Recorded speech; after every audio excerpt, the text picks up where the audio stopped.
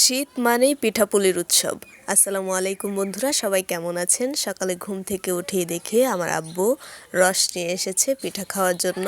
তো আমাদের বাড়িতে সবাই আমরা রসে ভেজানো যে খাজের পিঠাটা ওটা খুবই পছন্দ করি, তাই আসলে এটা আনা। তো এইদিকে আব্বু আর আম্মু হচ্ছে রসটাকে ছেঁকে নিচ্ছিল ভালোভাবে, যাতে কোনো ময়লা কোনো কিছু না থাকে, তাই একটু ভালোভাবে ছেঁকে নিচ্ছিল।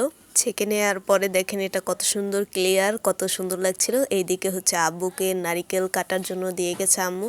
আব্বু এইদিকে নারিকেল কাটছে, আর ওইদিকে হচ্ছে আম্মু পিঠা ভাজার জন্য সব কিছু নিয়ে গেছে, পিঠা ভাজা শুরু করে দিয়েছে। আর আম্মু পিঠা ভাজছিল আর আমি পাশেই বসেছিলাম, খুবই ভালো লাগছিল। আসলে একটা জিনিস, শীতের দিনে হচ্ছে পিঠাপুলি বানানোর সময় এটা আসলে খাওয়ার থেকে হয়তোবা দেখা বা উপভোগ করার আনন্দটাই খুব বেশি। দেখেন কত সুন্দর করে আমার আম্মু পিঠাগুলো ভাজছে, একটার পর একটা আসলে অনেকগুলো পিঠা বানিয়েছিল। তারপরে হচ্ছে একদিকে এটা বসিয়ে দিয়ে আরেক চুলায় হচ্ছে ওই রসটাকে জাল করছিল। তারপরে এই যে নারিকেলগুলো দেওয়া হয়ে গেছে, নারিকেলগুলো দিয়েও আবার ভালোভাবে জাল করছিল।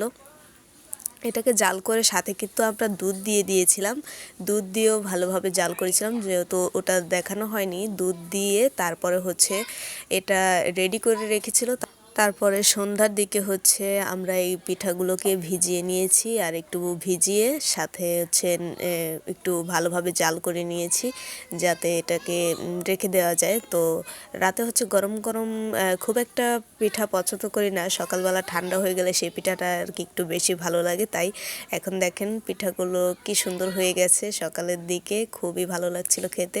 আর দেখতেও যতটা ভালো লাগেছে, খেতেও কিন্তু এটা খুবই টেস্ট হয়েছিল, খুবই ভালো লেগেছিল। আমার কাছে খুবই পছন্দের একটা পিঠা। তো আজকের ভিডিওটা আপনাদের কাছে কেমন লেগেছে অবশ্যই কমেন্ট করে জানাবেন। আল্লাহ হাফেজ।